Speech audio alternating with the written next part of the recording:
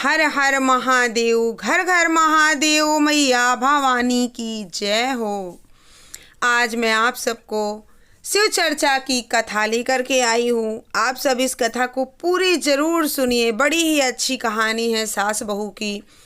आप सब इस चैनल को सब्सक्राइब ज़रूर से ज़रूर कर लीजिए, क्योंकि वीडियोस तो आप लोग डेली देखते हैं लेकिन चैनल को सब्सक्राइब नहीं किए हुए हैं, तो कृपया चैनल को सब्सक्राइब अभी कर लीजिए और आइए इस सास बहू की कथा का आनंद लीजिए। एक गांव में एक औरत रहती थी। उसको एक ही बेटा था। एक बेटा था, उसका विवाह हुआ तो एक बहू आई। बहू बड़ी ही सुंदर थी, बड़ी ही अच्छी बहू थी। सास देखकर बहुत ज़्यादा खुश हो गई कि वाह, क्या बहू मुझे मिली है।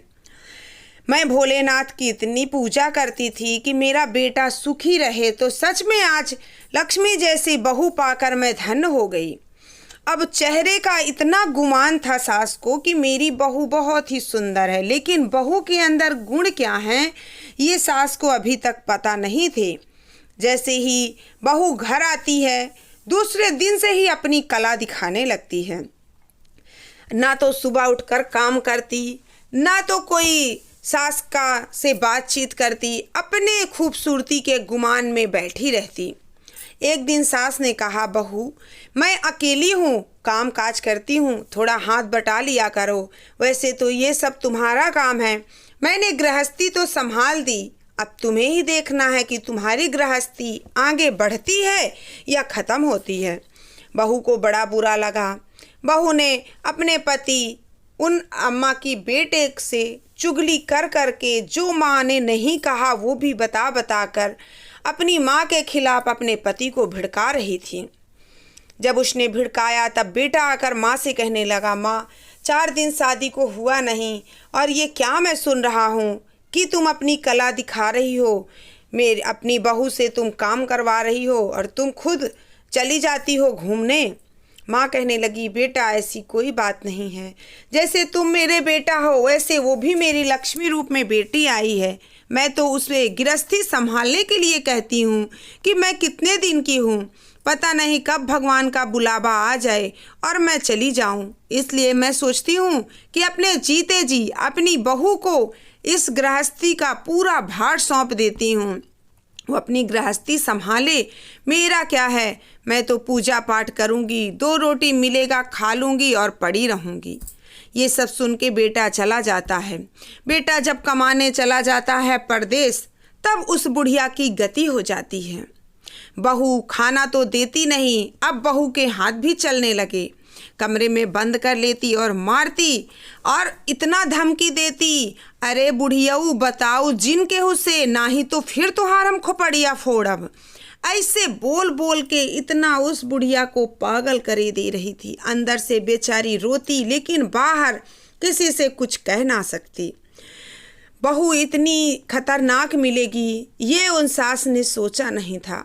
भोले बाबा के मंदिर जाती, भोले बाबा से रोती गिड़गिड़ाती और कहती, हे भोलेनाथ, अब मैंने क्या पाप किए हैं कि मेरी बहू मुझे मारती पीटती है।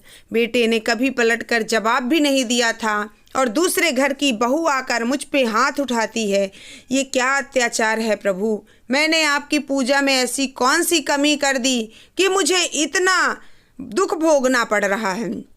कहते हैं अगर इंसान के सामने रो दोगे तो इंसान तो और हंसी उड़ाएगा कि बढ़िया है इसकी बहू, इसको कूटती है, अच्छा ही है।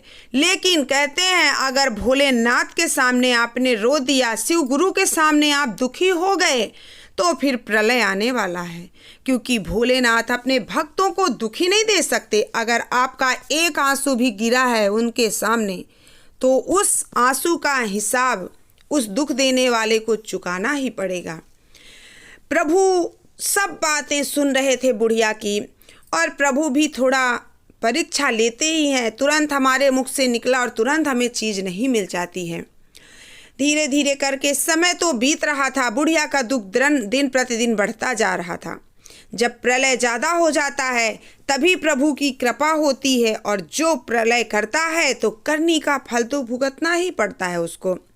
एक दिन की बात थी, पता चला कि उसका बेटा परदेश से लौटने वाला था। माँ बहुत खुश थी और सोच रही थी, अच्छा है मेरा बेटा रहेगा, बहू मुझ पे हाथ नहीं उठाएगी। लेकिन बहू ने भी योजना बनाई कि अपने पति के आने के पहले इसका मैं राम नाम सत्य कर दूंगी, ताकि ना रहेगा बांस और ना बजेगी बांसुरी। नहीं तो ये अगर मेरे पति से शिकायत कर दी बुढ़िया तो मेरा सबसे पहले यहाँ से डेरा डंबल उठ ही जाएगा। इतना सोचकर सुबह सुबह उठती है बहू और कहती है, माँ जी चलिए गंगा स्नान चलते हैं। माँ जी कहने लगी कि आज क्या बात है, सूरज कहाँ से उग रहा है? आज मेरी बहू मुझसे बड़े प्यार से बात कर रही है और मुझे गंगा स्नान के लिए ले जाने वाली है। बहू कहने लगी, माँ मुझे अपनी करनी का पश्चाताप हो रहा है। अब मैं जाकर गंगा स्नान करके अपने सारे पाप धोकर आपकी चरणों की सेवा में लग जाऊंगी, भोले बाबा की भी सेवा करूंगी। अब मेरा यही है। सास ने सोचा हो सकता है बहू मेरी सुधर गई हो। उसने कहा चलो ठीक है, चल दी गंगा नहाने। जैसे ही गंगा नहाने गए, वो सोच रही थी कि गंगा जी में डुबकी लगाते समय सास को धक्का मारकर वहीं डुबो दूंगी और आ जाऊंगी, बोल दूंगी कि पता नहीं कैसे सासू माँ गिर गई नदी में। इतना कहकर वो नहाने चली। सासू माँ किनारे ही खड़ी थी। उसने सोचा कि मैं पहले डुबकी लगा लेती हूँ। जैसे ही सासू माँ का पकड़ती है हाथ और डुबकी लगवाती है, वैसे ही बहू चिड़िया बन जाती है। सास जैसे ही ऊपर आकर देखती है कि यहाँ तो कोई नहीं है, बहू मेरी कहाँ चली गई, और चिड़िया उसी पानी में पंख मार फड़फड़ा रही थी। तभी वो जो सास थी वो समझ नहीं पाती बात को और उस चिड़िया को हाथ में उठा लेती है। तभी उस चिड़िया ची ची ची ची करती है। वहाँ के जितने लोग थे सब कहने लगे, अरे ये तुम्हारी ही बहू है जो चिड़िया का रूप धारण कर ली है, चिड़िया बन गई है, पता नहीं इसने ऐसा कौन सा पाप किया है। सास को तो समझ में आ गया कि ये शिव गुरु की महिमा है, शिव जी चमत्कार लग रहा कर रहे हैं। इसने मुझे पता नहीं क्यों यहाँ लेकर आई और क्यों चिड़िया बन गई। ये तो कह रही थी मैं पुण्य करने जा रही हूँ। तभी भोलेनाथ प्रकट हो जाते हैं वहीं पर और कहने लगते हैं, ये उसके करनी का फल है। उसके मन में पाप था कि मैं अपनी सास को ले जाकर नदी में डुबो दूंगी गंगा जी में, इसलिए उसे मैंने चिड़िया बना दिया। अब वो अपने पाप का भुगतान करेगी। माँ तो माँ होती है। माँ का हृदय पसीज गया, कांप गया और कहने लगी, हे भोलेनाथ ऐसा मत कीजिए, मेरा बेटा दुखी हो जाएगा। मैं अपने बेटे को दुखी नहीं देख सकती। जैसी भी है वो है तो मेरे घर की बहू, मेरी लक्ष्मी है। भले ही मुझे मारती कूटती थी, खाना नहीं देती थी, आज मुझे मारने का सोच रही थी, लेकिन है तो आखिर मेरे बेटे की पत्नी। अगर उसे कुछ हो गया तो मेरा बेटा जीते जी मर जाएगा और मैं ऐसा बिल्कुल नहीं चाहती कि मेरी गृहस्थी में आग लगे। हे भोलेनाथ आप इसे मेरी बहू बना दीजिए। मुझे नहीं चाहिए न्याय, नहीं चाहिए आपका कोई भी आशीर्वाद और नहीं चाहिए आपसे कोई भी सुख, बस मुझे मेरी बहू लौटा दीजिए। सास के ऐसे वचन सुन भोलेनाथ तो वैसे भी देख रहे थे कि उसकी आत्मा में कोई खोट नहीं था। बहू भी सोचती है मेरी सास कितनी अच्छी है, मुझे चिड़िया बनता देख छटपटा गई और एक मैं हूँ जो अपनी सास को मारने चली थी। भोले बाबा जब उस औरत की बात सुनते हैं तो उसको बहू के रूप में फिर से बना देते हैं, उसकी इंसानी रूप में। वो अपने सास के चरणों में गिरती है और कहती है, माँ जी मैं बहुत पापीन हूँ, मुझे इस पाप का दंड जरूर से ज़रूर मिलेगा। मैंने आप पर हाथ उठाया, आप पर अत्याचार किया और आप मेरे लिए ही आवाज़ खड़ी हो गई और अपने शिव गुरु से लड़ गई। माँ ने कहा, बेटे कितना भी माँ के ऊपर क्रोध कर लें, कैसा भी कुछ भी कर दें, लेकिन माँ तो माँ होती है ना। माँ का दिल अपने बच्चों के लिए कभी भी ऐसी बद्दुआ नहीं देगा कि बच्चे दुखी रहें। चलो हम घर चलते हैं, बेटा आने वाला होगा। माँ अपनी बहू का हाथ पकड़ती है और दोनों घर की ओर निकल चलते हैं। रास्ते में बहू मन ही मन अपनी सास को इतना ज़्यादा सराह रही थी कि मेरी सास जैसे भगवान सबको सास दे।